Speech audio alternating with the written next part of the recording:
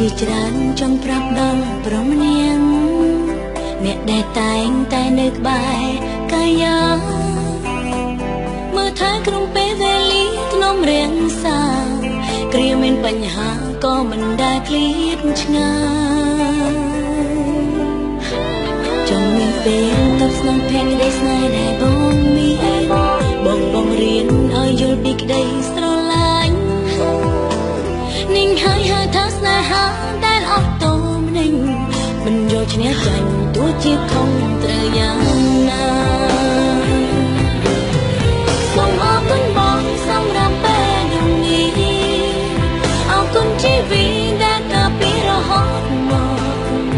អរគុណគ្រប់យ៉ាងដែលមិនទុកអូនឲ្យនៅឯកាអរគុណដែលរៀងសាពីសន្យា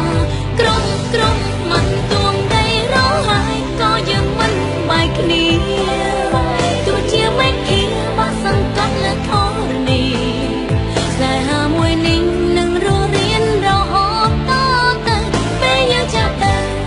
សក់ជាស្គាល់ក៏នៅតែស្មងស្មង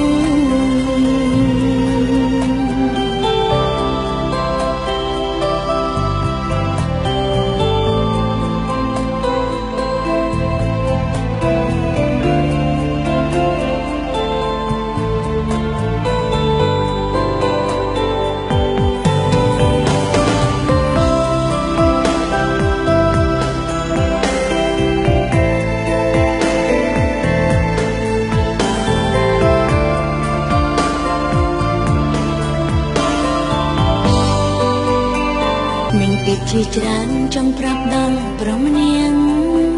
អ្នកដែលតែងតែនៅក្បែរកាយាមើលថែក្នុងពេលវេលាធ្នមរៀងសាគ្រាមានបញ្ហាក៏មិនដែលឃ្លាតឆ្ងាយចង់មានពេលតបស្នងភក្តីស្នេហ៍ដែលបងមានបងរៀនឲ្យយល់ពីក្តីស្រឡាញ់និងហើយហៅថាស្នេហាដែលអស់ទូមនឹងមិនយកឈ្នះចាញ់ទោះជាខំត្រូវយ៉ាងណាសូមអរគុណបងសម្រាប់ពេលនេះអរគុណជីវិតដែលការពាររហូតមកអរគុណគ្រប់យ៉ាងដែលមិនទុកអូនឲ្យនៅឯកា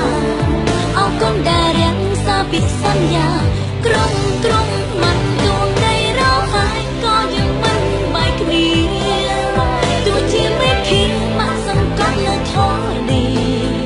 ស្នេហាមួយនេះនឹងរស់រៀនរហូតតទៅពេលយើងចាស់ទៅសក់មិនជាស្គាល់ក៏នៅតែស្មងស្មងសូមអរគុណបងសម្រាប់ពេលនេះអរគុណជីវិតដែលការពាររហូតមកអរគុណគ្រប់យ៉ាងដែលមិនទុកអូនឲ្យនៅឯកាអរគុណដែលរៀងសាពីសន្យាក្រុមមិនទួងដីរស់ហើយក៏យើងមិនបែកគ្នាទោះជាមិនគិតបាក់សង្កត់ធរនេះស្នេហាមួយនេះនឹងរស់រៀនរហូតតទៅពេលយើងចាស់ទៅសក់ជាស្គាល់ក៏នៅតែស្មងស្មង